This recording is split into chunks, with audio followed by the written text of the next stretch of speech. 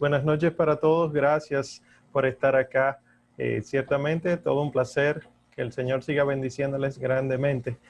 Continuamos con la Biblia en la vida del cristiano, ¿verdad? Y específicamente hoy es el tema 12. Ya Jerry nos decía que pronto acabaremos. Y claro, fíjense que con este tema nace la iglesia y se extiende a los gentiles. Pues ya estamos hablando de los hechos de los apóstoles y de las cartas de los apóstoles, empezando por las de Pablo.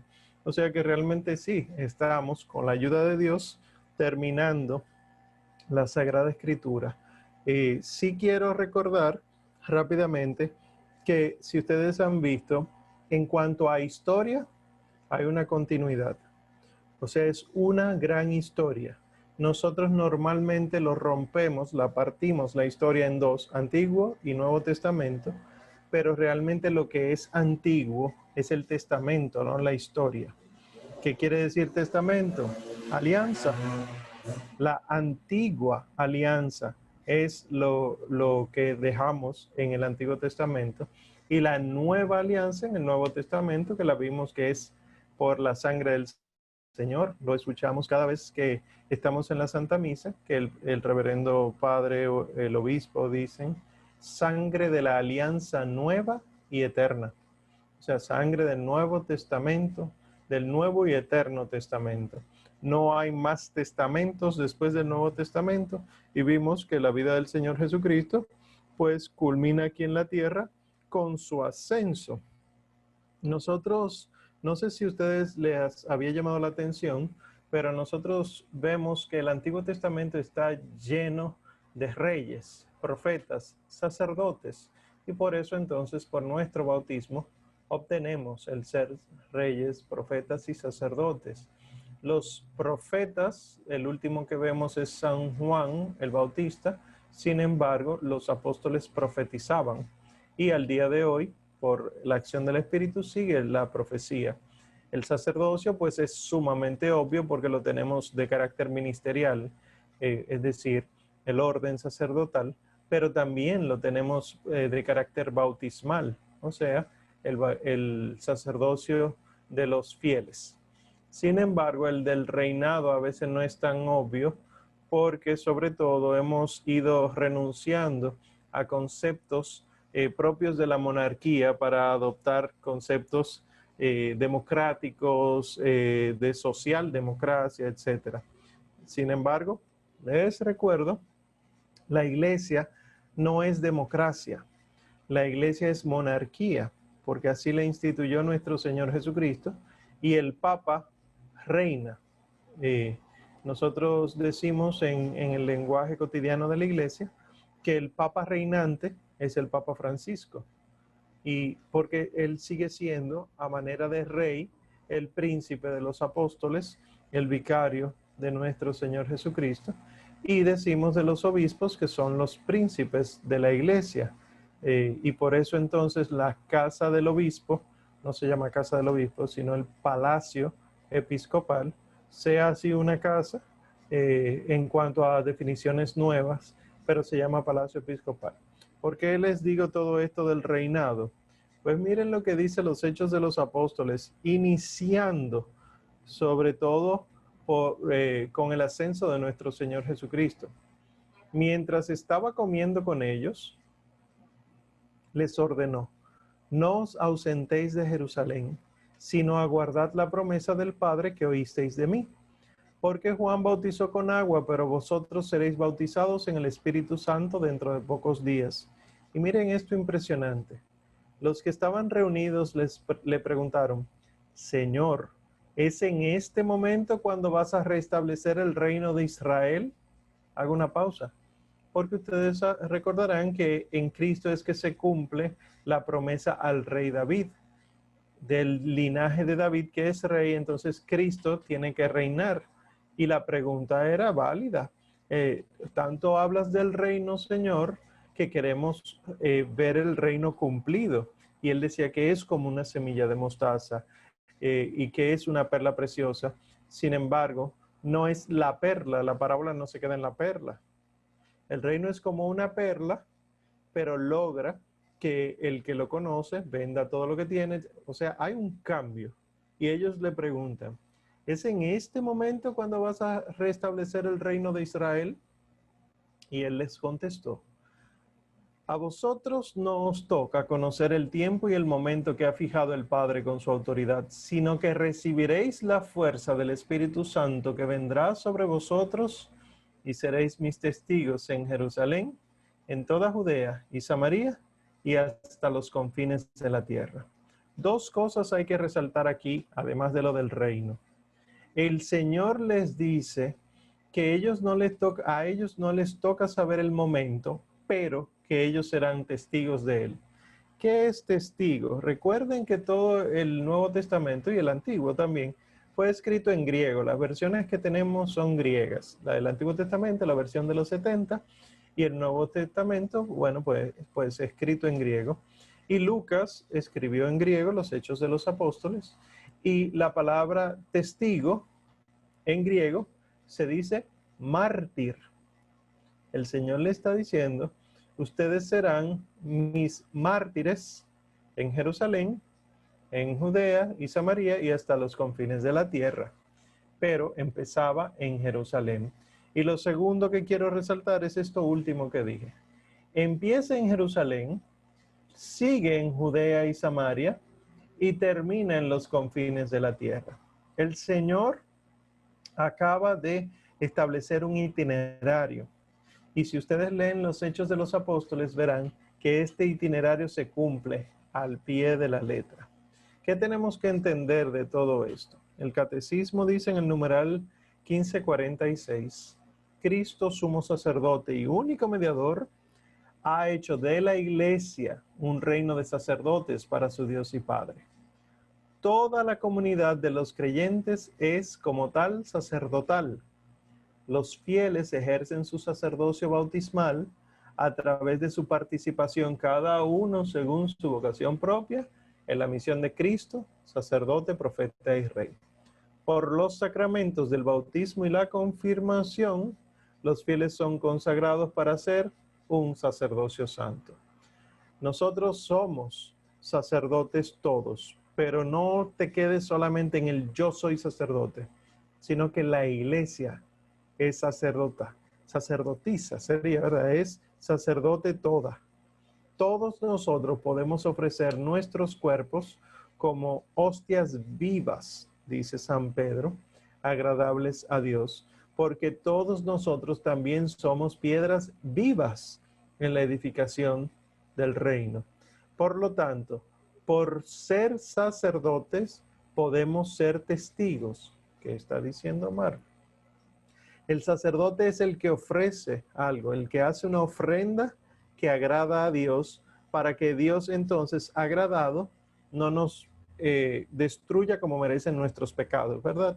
No nos castigue como merecen nuestros delitos, sino que vamos donde Él con la ofrenda agradable, Él se siente agradado y por lo tanto disminuye el deseo de castigarnos en Él. El sacerdote entonces, al hacer eso, es el único que puede ofrecer.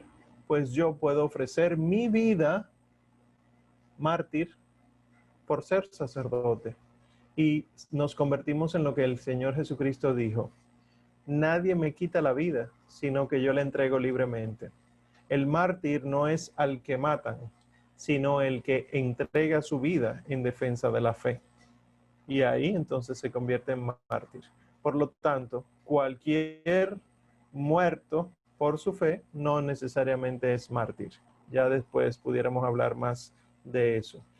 Y llama la atención qué es lo que ocurre cuando el Señor Jesucristo sube a los cielos, porque dice en varios textos, por ejemplo, el versículo 9 de este primer capítulo de los Hechos, fue levantado en presencia de ellos y una nube le ocultó a los ojos, ¿verdad?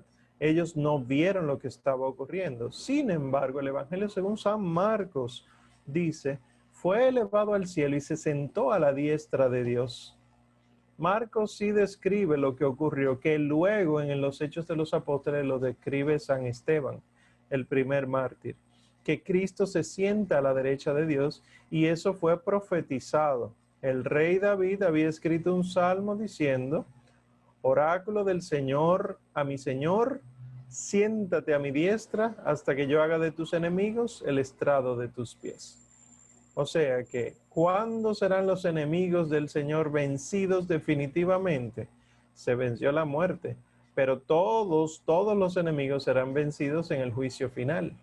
Por lo tanto, siéntate a mi derecha hasta que yo haga de tus enemigos estrado de tus pies. Quiere decir que el Señor estará reinando junto al Padre hasta el final de los tiempos. En este proceso, pues los santos apóstoles descubren que si lo que tenemos que hacer es cumplir lo que el Señor Jesús nos envió a hacer, Él eligió a 12. Por lo tanto, estamos incompletos. No somos 12, somos 11 ahora mismo. Y es Pedro quien toma la palabra, se pone en pie en medio de ellos y les dice: pues en el libro de los Salmos está escrito que de su majada desierta y no haya quien habite en ella, y también que otro reciba su cargo. Conviene pues que de entre los hombres que anduvieron con nosotros todo el tiempo que el Señor Jesús convivió con nosotros, a partir del bautismo de Juan hasta el día en que nos fue llevado, uno de ellos sea constituido testigo con nosotros de su resurrección. Presentaron a 2, a José, llamado Barsabás por sobrenombre Justo, y a Matías. Echaron a suertes y la suerte cayó sobre Matías, que fue agregado al número de los 12 apóstoles. No vayan a creer que suerte ahí es el azar. La parte que yo le pongo ahí en puntos suspensivos, que no la incluí por asunto de tamaño del texto, de la cantidad de texto, dice que ellos oraron fervientemente a Dios, y hay incluso una oración donde se pide la acción de Dios. Y entonces eligen a Matías, desde entonces San Matías apóstol. Pero no es el Señor quien elige a los apóstoles. Ya ustedes pueden ver que San Pedro se le dio la llave del cielo y de la tierra y elige a San Matías. ¿Qué quiero yo resaltar de esto? Además de lo que ustedes habitualmente saben de que la sucesión apostólica permanece. Dice el texto que otro reciba su cargo, que cuando ustedes lo buscan en griego, ven esas letras que probablemente no puedan leer, dice, ten episcopen autum labeto heteros, que otro reciba su cargo. Ahí viene Omar con el griego. Miren qué curioso esta palabra. Esa palabra se lee episcopen y es cargo. Donde dice que otro reciba su cargo, dice que otro reciba su episcopado. Los apóstoles tenían bien claro que eran obispos. Y así entonces eligen al nuevo obispo para completar el número de los 12. ¿Cuál era la necesidad de que hubiera 12? De que 12 son las tribus de Israel y el Señor estaba creando para sí una nueva tribu, ¿verdad? Un nuevo pueblo de Dios, perdón. Bueno, pues entonces, el día de Pentecostés, esta historia ustedes yo sé que se la saben muy bien, muchos porque la recuerdan de Pentecostés, de la fiesta litúrgica, ¿verdad? Otros porque son muy devotos o tienen alguna espiritualidad muy vinculada a los acontecimientos de Pentecostés, pero solamente leamos rápidamente antes de meternos en temas que ya ustedes conocen. Dice que al llegar el día de Pentecostés estaban todos reunidos en un mismo lugar. De repente vino del cielo un ruido como el de una ráfaga de viento impetuoso que llenó toda la casa en la que se encontraban. Se les aparecieron unas lenguas como de fuego que se repartieron y se posaron sobre cada uno de ellos. Quedaron todos llenos del Espíritu Santo y se pusieron a hablar otras lenguas según el Espíritu les concedía expresarse. Ustedes ven que dice lenguas de fuego que se posaban sobre su cabeza, y luego dice que se pusieron a hablar en otras lenguas. El español utiliza las dos palabras iguales y el griego las tiene igual. Habla de lengua sobre la cabeza y lengua, el idioma. O sea que no es tan sencillo como una llamita y empezar a hablar otra cosa, sino que es sumamente profundo lo que está ocurriendo, porque incluso hablaban otras lenguas existentes. Esto es interesante. Ahora, Lo que yo sí quiero que veamos es que en todos los cuadros del Pentecostés, todas las pinturas de Pentecostés católicas, la Virgen Santísima está en el medio. Si ustedes buscan una imagen de Pentecostés y no está la Virgen María, sáquenla de circulación porque no es católica. ¿Y cuál es el problema, Omar? Ahí no dice que María estaba ahí, sí, lo dice un capítulo antes. Dice que persistían todos unidos, todos los apóstoles y los discípulos permanecían unidos en oración con María, la Madre de Jesús, con otras mujeres, etcétera. Pues lo que quiero que vean no solamente de que esté ella, sino de la necesidad de que ella esté. Nosotros sabemos que Santiago, el obispo de Jerusalén, dice: pedís y no recibís porque pedís mal, con la intención de malgastarlo en vuestras pasiones. Pero ¿cómo nosotros podemos pedir lo bueno si nosotros no taja el Espíritu Santo? ¿Cómo podemos pedir bien el Espíritu Santo si no tenemos al Espíritu Santo en nosotros para pedirlo? Pues sabemos que había una que sí estaba tan llena del Espíritu Santo que le dijeron la alta gracia, la gracia plena, y que sencillamente con la paz contigo, prima, Santa Isabel, quedó llena ella del Espíritu Santo y también el precursor del Mesías. O sea que la razón por la que, entre otras cosas, la Virgen Santísima tiene que ser importante en el acontecimiento de Pentecostés es porque por ella fue dada esta gran gracia, que es la manifestación, la venida del Espíritu Santo para que la iglesia salga a predicar.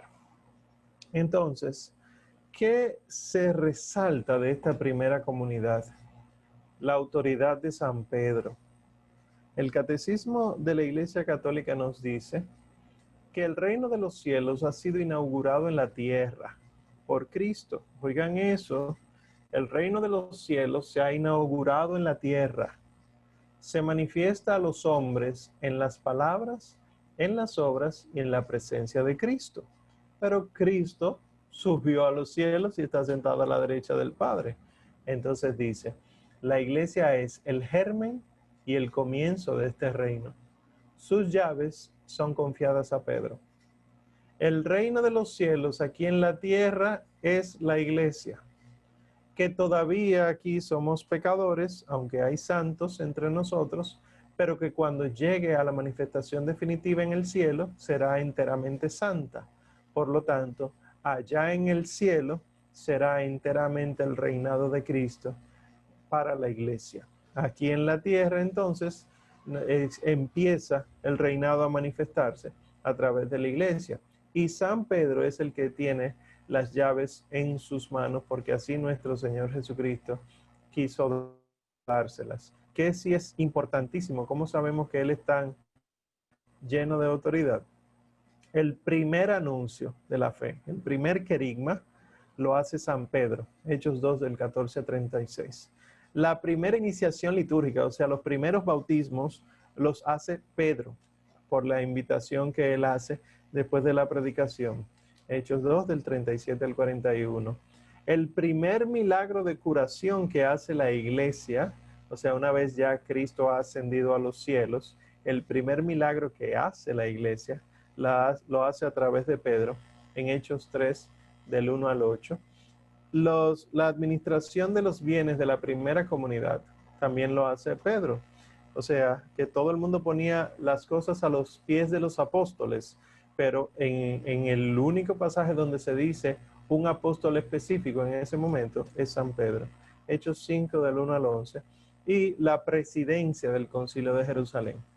El primer concilio de la historia de la iglesia está en el libro de los Hechos de los Apóstoles, capítulo 15, y es Pedro quien preside, es Pedro quien abre la sesión, aunque termina entonces emitiendo documentos, ya diríamos locales.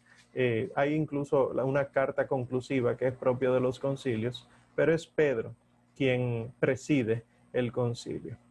Y uno ve con unos acontecimientos impresionantes, como la muerte de Ananías, que quería engañar a la comunidad, no solo a Pedro, sino quedarse con dinero, uno ve también que eso no es lo que se destaca, sino que en los Hechos de los Apóstoles, capítulo 2, dice que todos los discípulos acudían asiduamente a la enseñanza de los apóstoles, se llama catequesis eso, a la comunión de bienes realmente, esto es ponerlo todo en común, a la fracción del pan, eso es la Santa Eucaristía, y a las oraciones, el resto de la liturgia.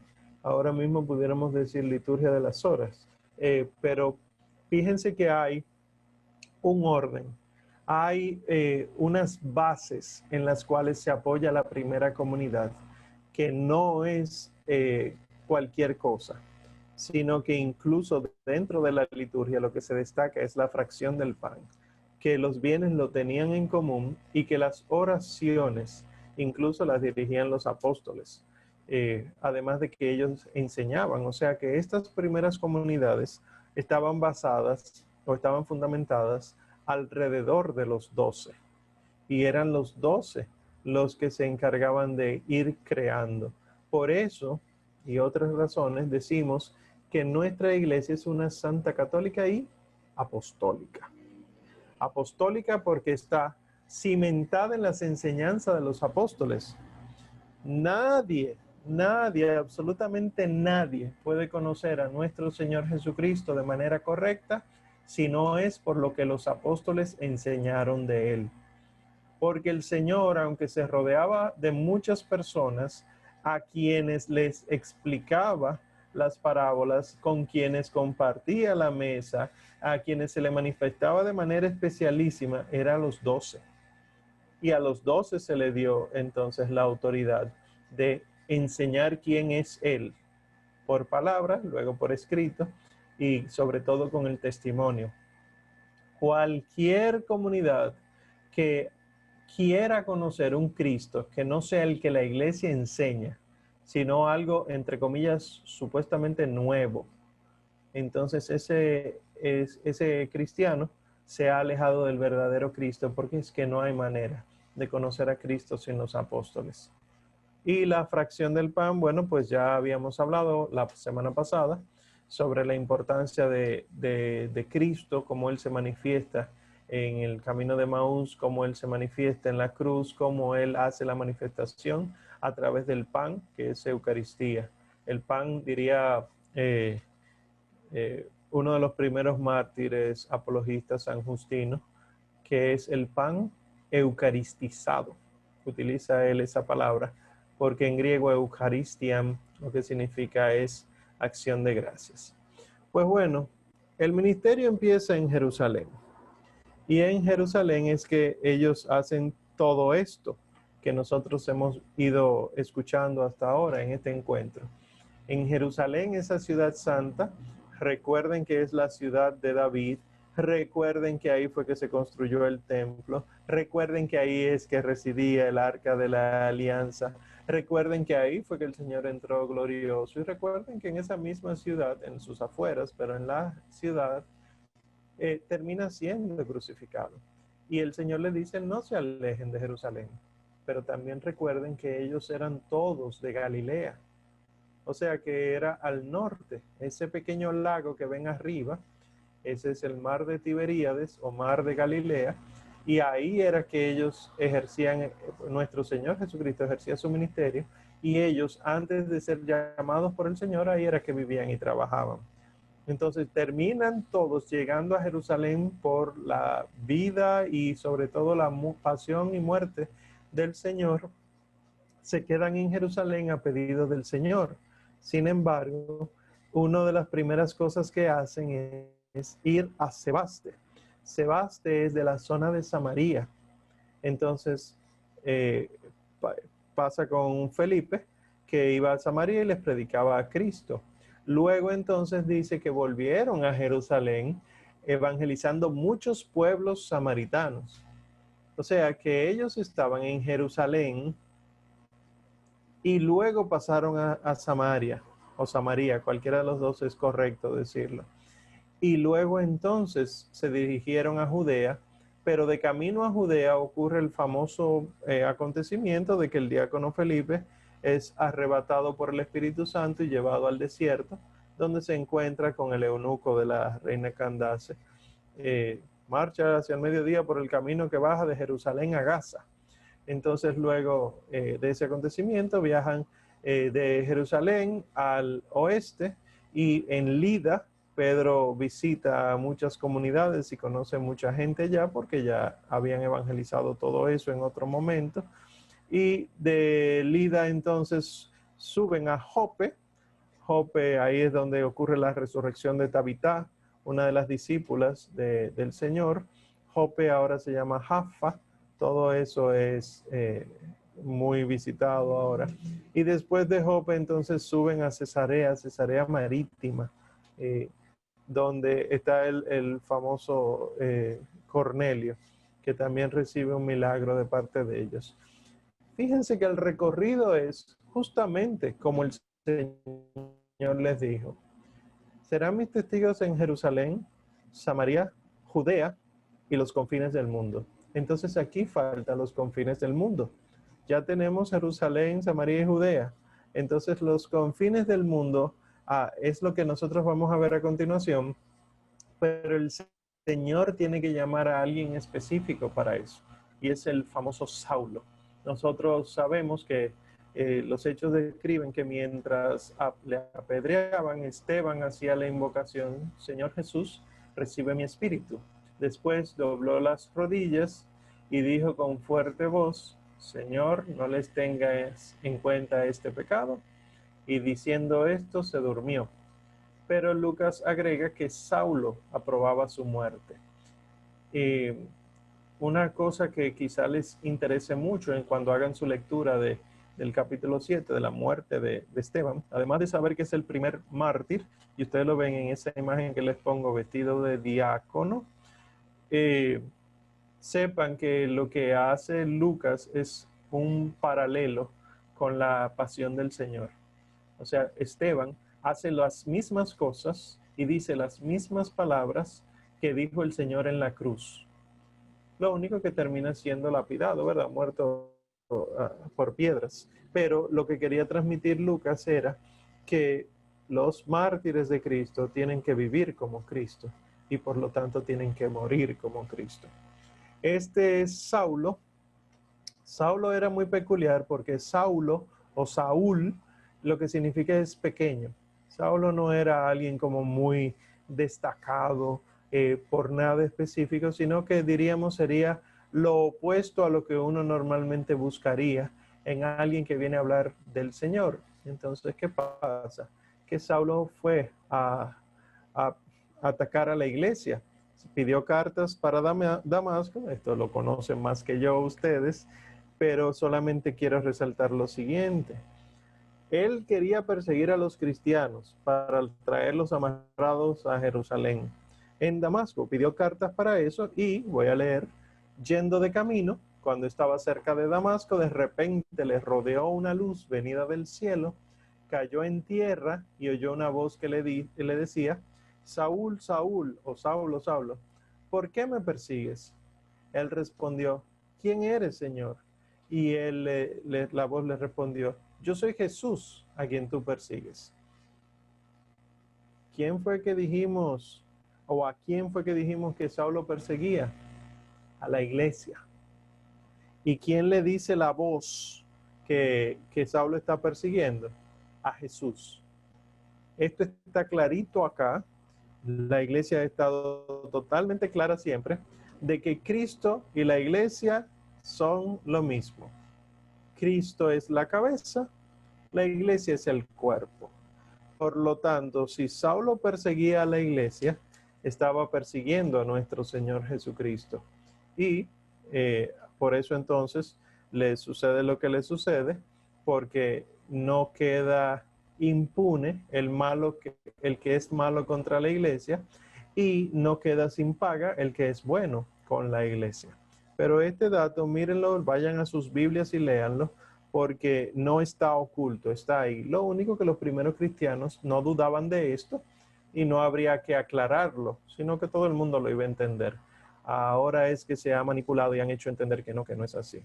Entonces, ¿qué ha pasado? Ha cambiado la doctrina.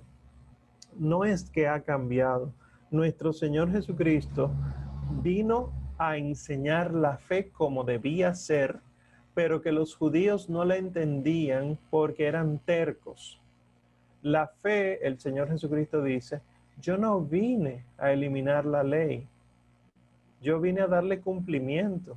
Y él, ustedes ven en las bienaventuranzas, en el Sermón del Monte, él dice, antes se les dijo tal cosa, pero yo ahora les digo esta, que realmente no es nueva. Si ustedes leen bien el Antiguo Testamento, es la manera en la que debía hacerse, pero que como el pueblo era tan terco, pues Moisés legisló otras cosas para aguantarlos, y eso le preguntaron al Señor. ¿Y por qué Moisés permitió el acta de repudio? Por lo terco de sus corazones, porque no había de otra. Bueno, pues nosotros vemos en Hechos 10 que a San Pedro le ocurre algo muy peculiar cuando él estaba en Cesarea. Él vio los cielos abiertos, él iba a rezar sexta. Sexta es la hora litúrgica, de la liturgia de las horas del mediodía. Él estaba en el techo y él iba a rezar sexta, y en ese momento cayó en éxtasis. Y dice que vio los cielos abiertos y que bajaba hacia la tierra una cosa así como un gran lienzo, atado por las cuatro puntas. Dentro de él había toda suerte de cuadrúpedos, reptiles de la tierra y aves del cielo. Y una voz le dijo, levántate, Pedro, sacrifica y come. Pedro contestó, de ninguna manera, Señor, jamás he comido nada profano e impuro. La voz le dijo por segunda vez, lo que Dios ha purificado no lo llames tú profano. Sabemos que no se quedó ahí porque sigue el texto diciendo, esto se repitió 3 veces e inmediatamente la cosa aquella fue elevada hacia el cielo. San Pedro entonces fue a San Pedro que se les reveló que no podían seguir con todas las normas del judaísmo, empezando por las normas de los alimentos supuestamente prohibidos, porque ya Dios había dicho en el Génesis que todo era bueno. Y los alimentos prohibidos no era ley de Dios, sino que era ley de los judíos. Entonces empieza el cristianismo a distanciarse de las normas del judaísmo, y por eso vemos que cuando ocurre el concilio de Jerusalén, dice, Pedro se levantó y les dijo, ¿por qué pues ahora tentáis a Dios queriendo poner sobre el cuello de los discípulos un yugo que ni nuestros padres ni nosotros pudimos sobrellevar? Nosotros creemos más bien que nos salvamos por la gracia del Señor Jesús del mismo modo que ellos. Y ahí entonces se pone en la iglesia, no solamente Pedro, sino que Pedro lo lleva a la iglesia. En el primer concilio se dispone que no tenemos que ser judíos para creer en el Señor, sino que el Señor llama de montones de maneras a que las personas crean en Él. Y empiezan las dificultades entonces con el judaísmo, porque lo que se toleraba como un judío equivocado, un judío hereje, ahora resultó ser otra cosa. Otra cosa que nosotros llamamos la Santa Madre Iglesia, ¿verdad? Entonces destacan estos dos personajes que ustedes los conocen también, San Pedro y San Pablo. San Lucas hace una lectura interesantísima de la figura de San Pablo, porque San Pablo es apóstol, pero no de los 12. Y entonces uno dice, ¿cómo puede él ser apóstol? El apóstol 13. No, porque son 12 las tribus de Israel, por lo tanto deben ser 12 los apóstoles. Sin embargo, el concepto de apóstol vuelve a ser enviado, y San Pablo se convierte en apóstol, y él dice de los gentiles. Entonces, miren cuál es el paralelismo. En Hechos 2 dice de San Pedro que es el que hace el primer sermón sobre el cumplimiento de la alianza con David. Pues en Hechos 13, San Pablo es el que da el primer sermón sobre el cumplimiento de la alianza con David. Lo único que San Pedro lo hace a los judíos y San Pablo lo hace a los gentiles. ¿Quiénes son los gentiles? Aquellos que vienen del paganismo. El que no es judío en esa época es considerado gentil, de la gentilidad. Entonces, Pablo se convierte en apóstol de los gentiles y Lucas pone la figura de Pablo casi como la de San Pedro en los Hechos de los Apóstoles. San Pedro hace una reprimenda a Simón el mago, pues San Pablo hace una reprimenda a Bar Jesús el mago. San Pedro cura el tullido, pues San Pablo cura el tullido, a otro tullido. Rechaza ser adorado como Dios por Cornelio, San Pedro, pues San Pablo rechaza ser adorado como Dios por la gente de Listra.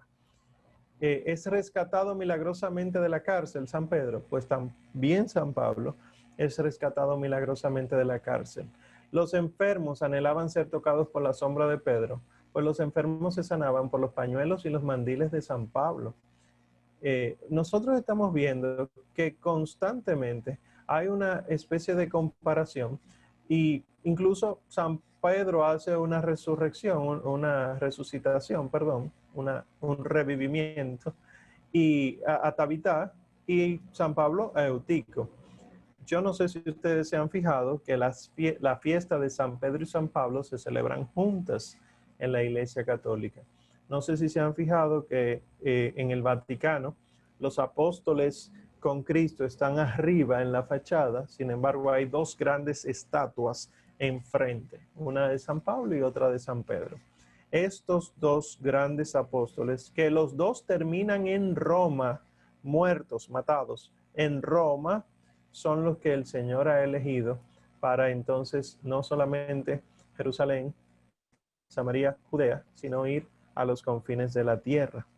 Y sobre San Pablo y sus cartas, voy a ser muy breve, porque esto ya se convertiría en doctrina.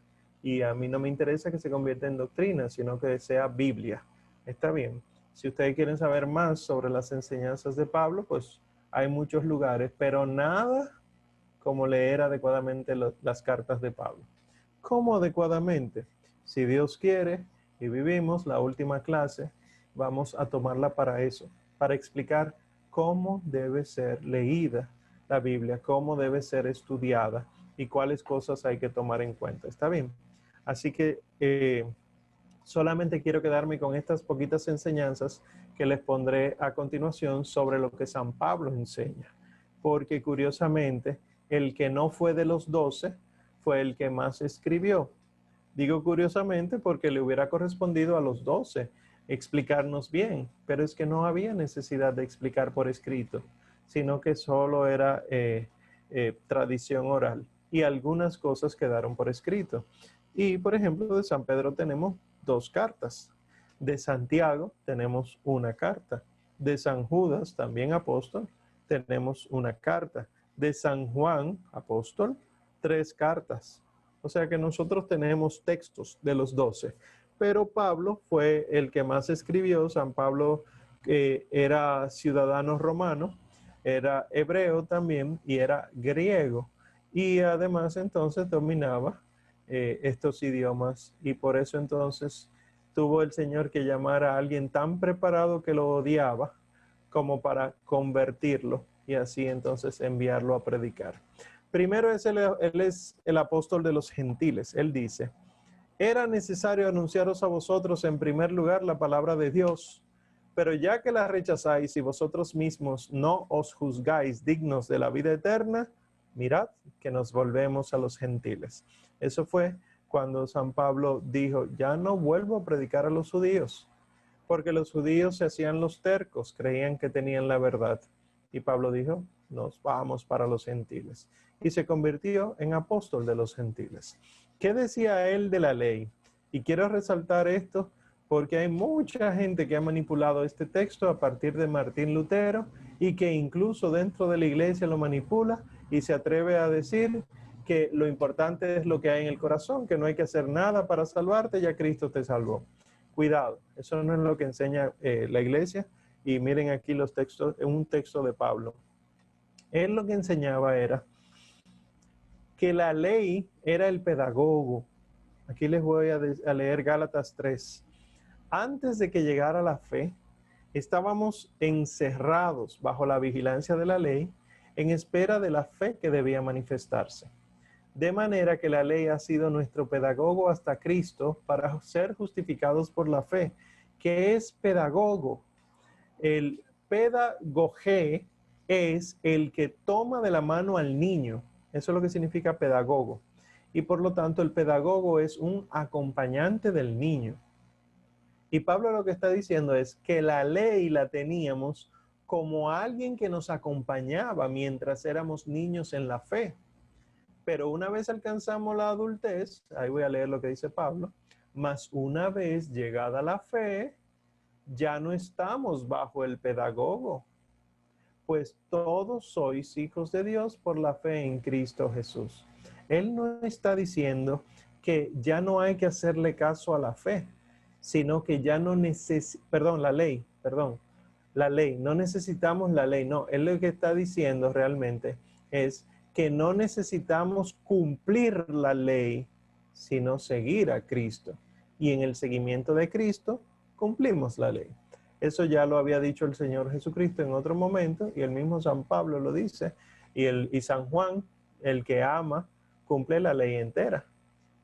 Porque la ley es como un preámbulo de la fe.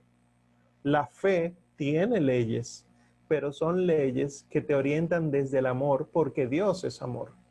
Y no es verdad que tenemos que desechar las normas, porque entonces sería una contradicción con todo lo que el Señor Jesucristo enseñó y hasta el mismo San Pablo enseña. También San Pablo, otra de las cosas que enseña es que el pecado trae la muerte por la ley.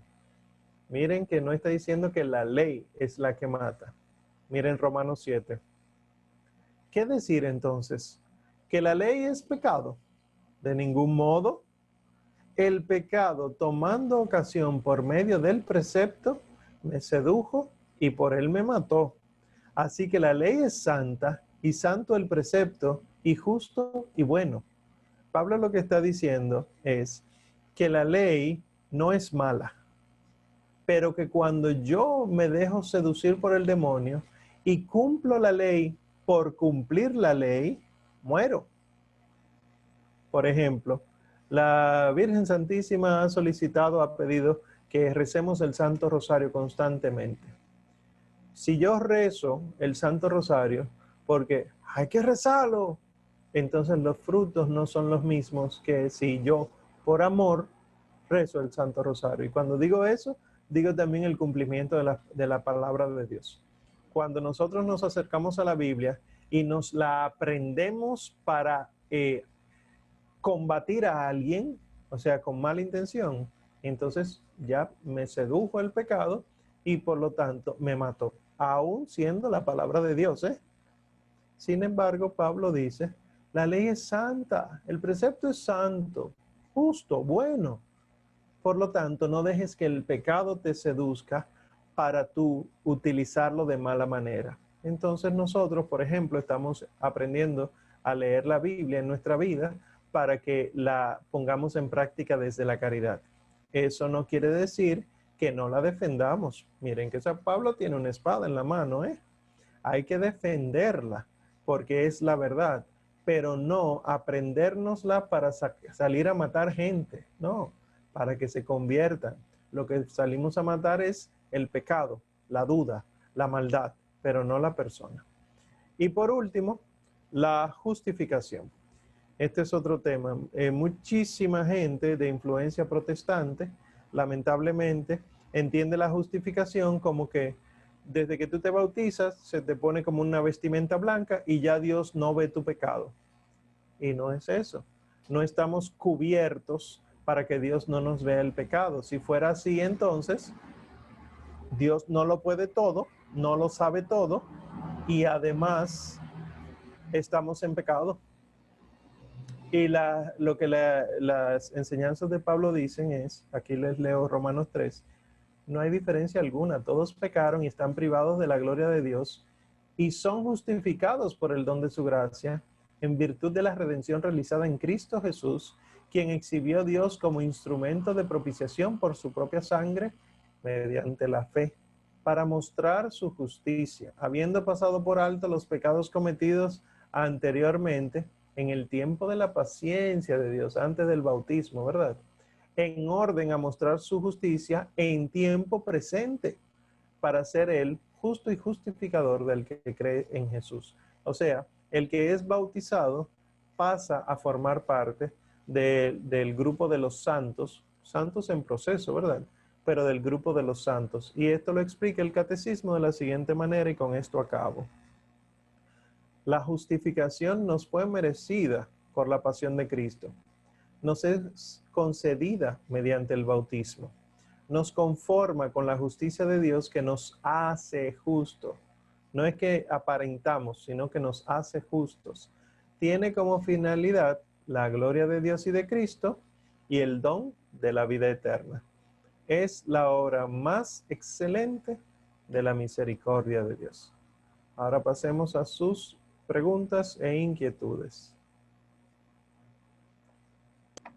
Bien, la verdad, muy interesante, Omar, todas estas informaciones.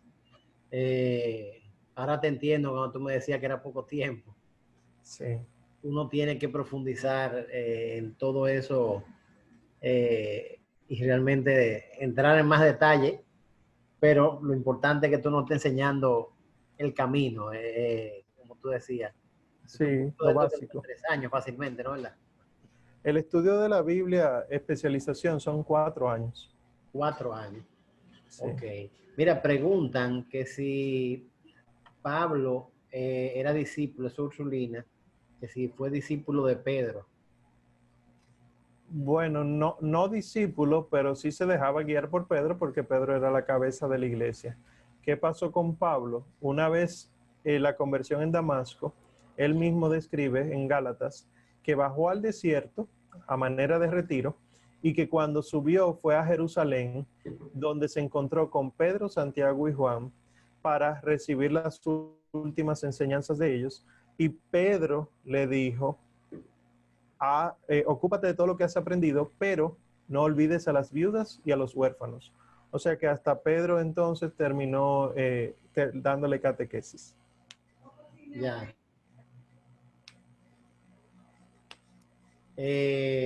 Bien. Tenemos otra pregunta. Razón de por qué decimos soy católico, apostólico y romano. Y que sí es correcto decirlo así. Sí, de hecho, sí. Diana González. Decir que soy católico, apostólico y romano, de hecho, era lo que decían los catecismos antes del Concilio Vaticano II. Porque nuestra fe tiene el núcleo en Roma y no es casualidad que sea Roma, sino que el Señor eligió Roma para eso. Recuerden el episodio que no es bíblico, pero que sí ocurrió, de San Pedro saliendo de Roma y se encuentra con el Señor de frente cargando con la cruz, que San Pedro le dice: Domine, quo vadis? Señor, ¿a dónde vas? Y el Señor le dice: a Roma, a morir de nuevo. Y ahí San Pedro se devuelve y allá termina predicando y siendo martirizado, crucificado boca abajo. O sea que sí, es correcto decir que soy católico, apostólico, romano. Bueno, tenemos otra pregunta de Juvenal Collado. Dice, ¿fue él entonces discípulo de Lucas? No, Lucas fue discípulo de él. San Pablo, él se dejó acompañar de Bernabé. Bernabé fue el que dijo: no, pero vamos a darle la oportunidad, porque todo el mundo estaba asustado porque Pablo era un perseguidor y ahora decía que estaba convertido. Podía ser una trampa. Bernabé le dio la oportunidad y los apóstoles lo que dijeron: váyanse Pablo y Bernabé a evangelizar. Y el que hablaba era Bernabé.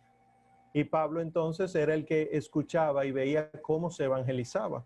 Pero entonces los griegos eran tan locos que veían a Bernabé hablando y decían: ah, este es Mercurio, está por debajo del dios Zeus, que es Pablo, el que no habla. Y la realidad no era esa, además de que es paganismo. Entonces Pablo aprendió con Bernabé y entonces cuando vuelve donde los apóstoles, junto con Bernabé, ellos dos dan testimonio de los problemas que había con los judíos y los gentiles. Y ahí entonces Pablo decide: no, me voy para la gentilidad, y San Pedro dice: está bien, y hace un envío y envía a San Pablo a predicar a los gentiles. Y ahí entonces, en todo ese proceso, se le une un médico griego que se llama Lucas, que es el que lo acompaña y que tenía mucha facilidad para escribir y tomar apuntes. Y en el libro de los Hechos ahí vemos a San Lucas en primera persona y en tercera persona. Perfecto. Dice que pregunta Carolina a Fabián si San Pablo era obispo también. Sí, San Pablo era obispo y ordenó obispos, porque eso es lo que hacen los obispos. Por ejemplo, ustedes conocen dos obispos que San Pablo ordenó, San Tito y San Timoteo. Son obispos los dos. Pregunta a Luis Madera si puede explicar un poco más de la justificación en la enseñanza de San Pablo. Sí, claro. Pablo lo que nos dice es que por la muerte de Cristo, y claro, aceptándola por el bautismo, no es en tu mente que la aceptas, sino aceptándola por el bautismo y viviendo conforme al bautismo, Dios te da el Espíritu Santo que empieza a hacerte caminar santo. Justo en la Biblia es sinónimo de santo. Justificación sería un sinónimo santificación. Entonces la justificación, la doctrina de la justificación que es de la iglesia, Pablo entonces la explica diciendo, la ley lo que nos hace es darnos luces de por dónde debemos caminar, pero Dios no es la ley son luces. Por lo tanto, yo no debo cumplir la ley por cumplir la ley. O sea, yo no debo ir a la ley, sino ir a Cristo, dejándome guiar por la ley como pedagoga, pero sabiendo que Cristo es el final. Entonces, la justificación viene a ser, por el Espíritu Santo, el uno poder caminar hacia Dios para que al final de los tiempos estemos con Él. Yo hacía la diferencia con el protestantismo porque los protestantes, como creen que el hombre es pecador y no tiene solución, hasta tal punto que hasta la concupiscencia es pecado, entonces el ser humano no tiene solución. Hay que tirarle como una sábana encima para que no se vea su pecado y nada más se vea lo blanco de su bautismo. Eso no es lo que creemos. Nosotros creemos que Dios sí transforma el ser. Los protestantes creen que no, que el ser humano es sucio hasta el final de los tiempos y que no hay manera de que haya santos en la tierra, por lo tanto. Bien, pregunta a Omar Margarita Marte. En San Lucas hay un versículo que habla de que Pablo reprendió a Pedro. ¿Por qué fue esto? En los hechos, sí, San Pablo corrige a San Pedro porque San Pedro se supone que había tenido esta visión y demás de que todo la realidad que pasó fue en los hechos, no en el Evangelio de Lucas.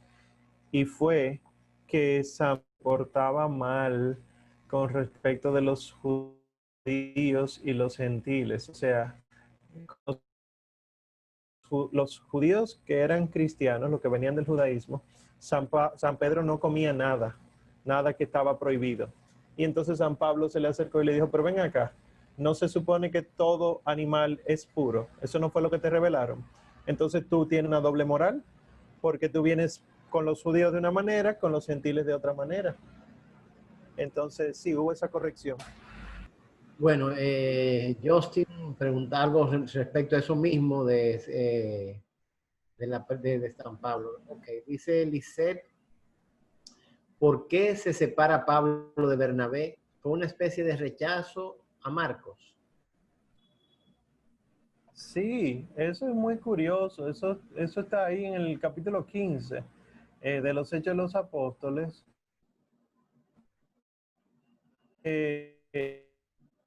Pablo y Bernabé con ellos a Marcos, pero Marcos se había portado mal con Pablo anteriormente y Pablo dijo que él no iba a salir con Marcos y Bernabé dijo, bueno, pero yo voy a salir con Marcos y entonces desde ese momento se separaron Bernabé y Pablo. Perfecto. Te pregunta Iván González, si pudiera repetir la importancia de la Santísima Virgen María en Pentecostés, que no logró escuchar bien.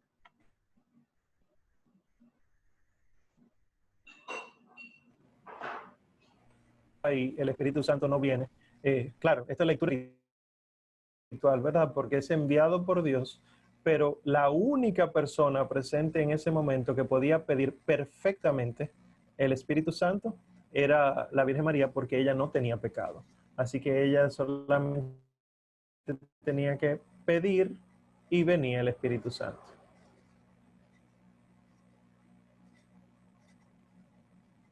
No, no te escucho, Jerry. Ok, pregunta Yolanda Espinal. Omar, explícame un poquito al defender la Biblia y no para atacar, defender lo escrito, su verdad. Bueno, que en lugar de estar a la ofensiva, estemos a la defensiva. O sea, no salir a hacerle daño a la gente. Tú estás mal, sino que cuando las personas tengan dudas, se las sepamos responder. Eso es lo que dice San Pedro en una de sus cartas, que estemos listos o preparados para dar razón de nuestra fe a cualquiera que nos la pidiere, pero en humildad, dice San Pedro. O sea, podemos salir a dar cursos, podemos salir a dar charlas, obviamente, porque nos han pedido los cursos y las charlas. Lo que no debemos es pararnos en una esquina y empezar a decir que todo el que no crea esto será condenado, porque no es para eso que está la palabra de Dios, sino que es para transformar las vidas, y que Dios no quiere la muerte del pecador, sino que se convierta y viva. Perfecto. Maribel de los Santos dice que a qué se debió el disgusto de Pablo con Marcos. Marcos no quería ir a una parte. Eso está en el capítulo 15 de los Hechos de los Apóstoles. Pueden leerlo esta noche cuando terminemos las clases. Ahí dice que Marcos los abandonó en parte del viaje. Y a San Pablo no le gustó. Pregunta, dice aquí que en una clase explicaban que todo lo malo que pasó Pablo en sus viajes de evangelización debió ser consecuencia de ser perseguidor, o sea, la paga de su pecado. ¿Se puede decir que era su proceso de purificación? Eso pregunta Marisela Melo. Buena, interesante pregunta. Nosotros no podemos decir al 100% que sí, que fue por eso.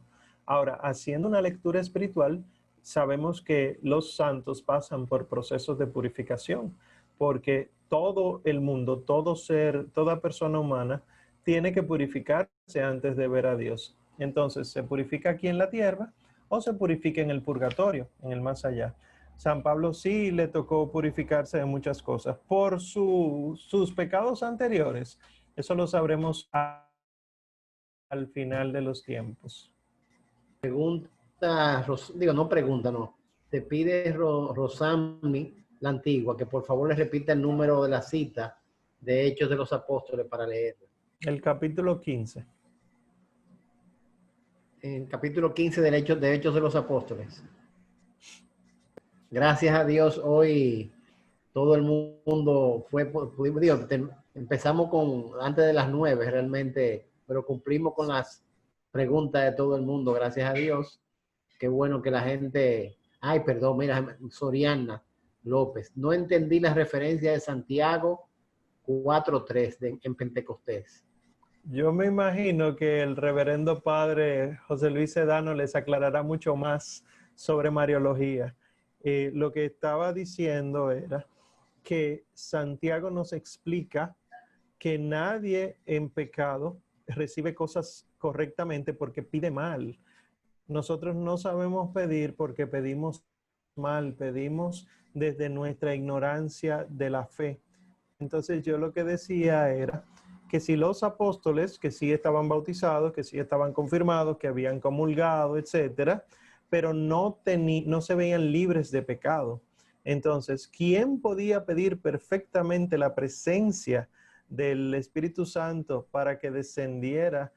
La Virgen María, entonces, es quien puede pedir perfectamente al Espíritu Santo que descienda.